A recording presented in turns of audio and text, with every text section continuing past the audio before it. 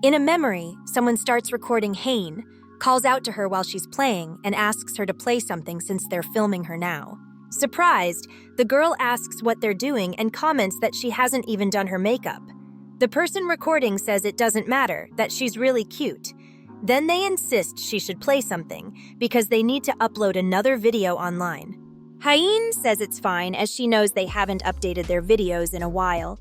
Another person, a bit more demanding, asks her to sing a song that people like, not some weird foreign song only she knows. The artist reminds them that they told her to sing whatever she wanted, so that's what she'll do. With no other choice, the person recording agrees but still insists she sing something people will recognize, once again pointing out how cute she is. Hanne wonders what song people might recognize, and after thinking for a bit, she believes one might work, so she decides to sing. It is then revealed that the people recording her were some of her classmates. Back in the present, Yeowoon asks about the betrayal, and Hanne replies that it happened when she was in high school, that back then she had friends who had been close to her since she started school. But after thinking for a bit, she says she doesn't know how to explain it, and goes silent for a few seconds. The boy, watching her for a moment, tells her she doesn't need to go into detail and asks her to just say what she can, that she can tell him the rest later. The girl looks at him and starts remembering. She says that back then, her classmates were kind at first, as they were the first people she met when she joined that school. She remembers playing the guitar and studying music, and how all of them encouraged her. So even if others didn't understand her, she believed those girls supported her dream, because they were always by her side, watching her play and listening to her songs. But it turned out that everything wasn't like that. She confesses that she doesn't know why, but in front of her they acted close and kind, while behind her back they used to insult her online. They criticized and mocked the way she played. They belittled her. They wrote that she had no talent and just liked showing off by making music. The impact was so strong that she started to believe her life was ruined. Hanne explains that this is why she sometimes falls into negative thoughts. She wonders what someone who calls themselves her friend is really thinking, how they might be judging her, or if that person who's close to her is actually laughing behind her back. She reveals that those are the anxious thoughts she usually has. And it's then that she reflects on why she's scared to talk about long afternoon. Yeowoon, after hearing all that, looks at her and thanks her, holding her hand in the process. He tells her that despite everything she's been through, she was the one who approached him first, and that she has shared very personal things with him. He confesses that lately he enjoys spending time with her because he can talk about long afternoon and also listen to her stories about music. He thanks her again for having the courage to do all that, saying those are his most sincere thoughts about her. Hanne looks at him, and after a few seconds, she remembers all the moments she watched him. She thinks that Yeowoon, who has truly seen her, is someone who doesn't need words, because he already knows. Then she smiles and tells him everything shows on his face. He, confused, asks what she means. She replies that his facial expressions are easy to read, that his emotions clearly show on his face, and that's why she thought if he ever lied, she'd notice instantly. Yeowoon asks if she's serious and confesses that he always thought he had a good poker face. Hanne asks if that's a joke, but he replies no, that even his boss has said he treats customers too coldly. The girl laughs and asks if maybe he just doesn't want to work. Then she suggests doing a test, which leaves the boy confused. But before he could say anything, she grabs his arm and says she'll guess how he's feeling just by looking at his face. Yeowoon looks at her, and she does the same, focused on analyzing his expressions. Then he thinks for a moment that this situation might be dangerous, as the two of them are very close. Also, his arm is touching Hanne's opai. Realizing this, he quickly turns around, hiding his face in embarrassment. The girl, confused, asks why he's turning away, since if he does that, she can't do the test. She asks why he won't look her in the eyes, but then she notices something. She stares silently, wondering in her mind what she's seeing, and ends up completely blushing. Then she suddenly stands up and says that now that she thinks about it, her uncle probably came back and she'll go check. That leaves the boy puzzled, but Hanne says that, at least based on what just happened, one thing is clear. Yeowoon is truly a sincere person. Then she quickly leaves to see if her uncle has arrived. Yeowoon, meanwhile, wonders what she meant by that, not quite understanding Han's last words. But then he realizes what happened. He looks down and notices that his friend woke up. Seeing the situation, he can only say that he's ruined. He shrinks in embarrassment and thinks that since he was wearing loose pants, it probably showed that he was excited. Outside, Heen reflects on what just happened. They were just holding arms. How did it escalate to that? She admits to herself that it was amazing, in many ways. Now, in the borrowed car, the two teens are silent and a bit embarrassed. Hyen's uncle asks why they're so quiet and if they argued again. The girl says it's not that they're just tired. Then she asks who he borrowed the car from. The man replies that he borrowed it from Dong Chul, a guy who works at a bar and stays up late. He adds that he's the older brother of the one who used to play bass. He explains that the car is ideal for carrying stuff, so he's thinking of borrowing it in the summer. Hyen asks if it's for the rock festival and comments that maybe it would be better to rent a car.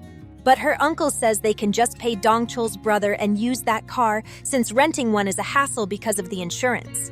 Then the uncle turns his attention to Yo-woon, wanting to know his name properly. The boy replies that it's Yo-woon, and the man asks if he has any plans to travel in the summer. He says he hasn't decided anything yet. Hearing that, the uncle suggests they go together to a rock festival since he has invitation passes for 3 people. Yo-woon, confused, asks what that is, and Hyen explains it's a festival where musicians from various countries gather and perform for 2 nights and 3 days. There you can camp nearby, drink alcohol, and do a lot of things while having fun. She adds that her uncle will be working as part of the staff, so she'll be going too to have a good time. She concludes by saying that if he wants to go, he just needs to let her know. Excited, the uncle says that to prepare for the festival, they're going to listen to Kasabi's song, but Hyen asks to listen to Shimri Kagul, the Korean band, first. The two begin arguing over which band to play first. Ye-woon thinks for a few seconds. He knows that summer probably won't offer much free time because of job hunting preparation. But when he looks at Hyen, he confesses that he wants to go to the rock festival with her so they can spend more time together. The next day at the cafe, Yo-woon arrives, greets his boss, and informs her that he's already there. She, in turn, welcomes him and asks how things went the day before, smiling teasingly. Shin-young also smiles, which makes the young man nervous, as he immediately thinks she'll probably tease him all day. Ready to work, his boss offers him something to drink. He asks what's going on since it's not even break time. But she reveals it's a new recipe and she wants him to try it. She also asks him to tell her what happened after she found him yesterday. She adds that she helped him, so she feels entitled to know the rest of the story. He chuckles a little and confesses that, in the end, they made up normally and that was the end of it. Shin-young, upon hearing that, questions him. What does he mean by a normal reconciliation? She knows there was a fight and some flirting. Yo-woon asks if her shift was already over and she confirms that it is, but that she wants to hear the story. Annoyed, the young man tells her to hurry up and go home, that she shouldn't be listening in on conversations between superiors. However, Shin-young laughs and replies that she already heard everything. Before leaving, Yo-woon asks her not to hug everyone, since it'll just make people think she's silly. That comment leaves the girl in silence. The young man asks if she heard him, to which she replies, yes, she heard everything, calling him sir. But just before heading out, she remembers something. She has a pending order from before her shift and hasn't finished it yet. She apologizes and asks if he can do it for her. Yo-woon scolds her for not asking before clocking out, but she apologizes again and says goodbye. With no other choice, Yo-woon starts preparing the drink. Once ready, he calls out to customer 21 and informs them that the 4 drinks are ready.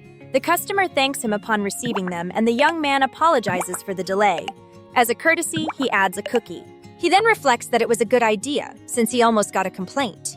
Then he hears the customer asking someone named Arn to hold the drinks. Yo-woon quickly looks over. He sees a woman who looks familiar. He wonders if she might be Han Arn. His boss, noticing his expression, asks what's wrong, if someone insulted him behind his back. He replies no, that he just heard the name of someone he knows, which is why he looked. She lets it slide and says she's going to the restroom, but when she returns, she wants him to tell her everything that happened last night. He nods. But once she leaves, Yowoon gets lost in thought. He tells himself it doesn't matter if Arn was his superior or not, because there's no longer any connection or regret. Even so, hearing a familiar name feels comforting, and nothing more than that. Memories flood him, but even as he turns his head, he knows she means nothing to him now. Just then, a few customers arrive, pulling him out of his thoughts. Days later, at the subway station, Yowoon arrives and sits down. Tired, he exclaims that the day is finally over. He considers stopping by the night market on his way home to buy some food. He has nothing for breakfast the next day. Plus, he thinks he ran out of tissues, so he'll have to stock up. He starts thinking about what he needs to buy. But sleep overtakes him, and he decides to think about it later, at the supermarket. For now, he just wants to rest. He thinks he's like this because he's been working hard, or maybe because he's nervous about the upcoming internship. He feels more and more tired and closes his eyes. He quickly starts dreaming of the past. He's sitting next to a woman who's smoking. At that moment, he asks her why she ran away from the welcome party, that she disappeared halfway through and everyone was looking for her. She replies that she doesn't like noisy places or small talk. It bothers her when people talk just for the sake of it. Yowoon explains that she has to make friends and get their numbers. She asks why, and he replies that otherwise, she'll always be alone.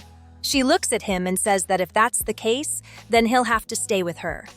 Upon hearing that, they both stare at each other.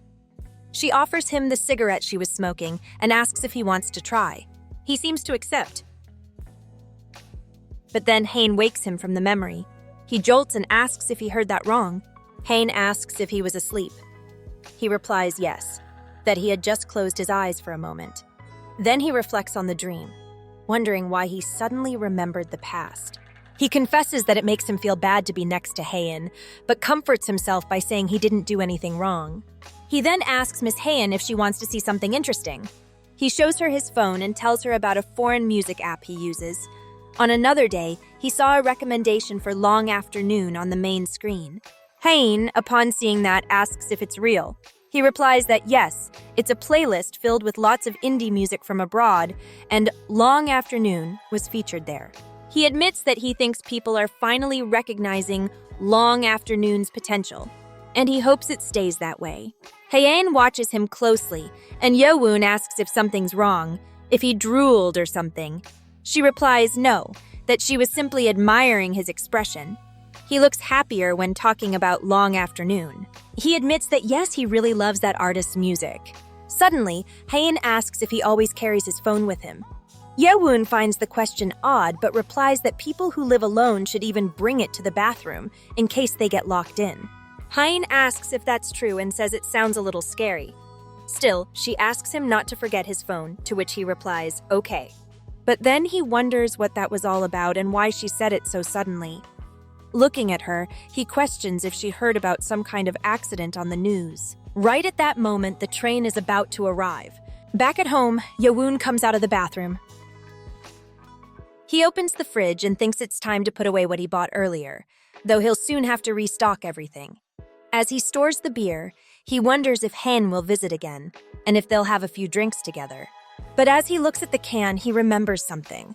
He wonders if when she asked if he carried his phone, she was actually hinting that she wanted his number. He exclaims that he's an idiot, that he just realized it now. He grabs his phone and promises that next time, he'll definitely ask for her number. But then he sees something on the screen. He wonders what it is. Long Afternoon is live on Instagram. He wonders why so suddenly, and thinks he's never seen that before. There wasn't even a notice or a story. They simply started live streaming to sing.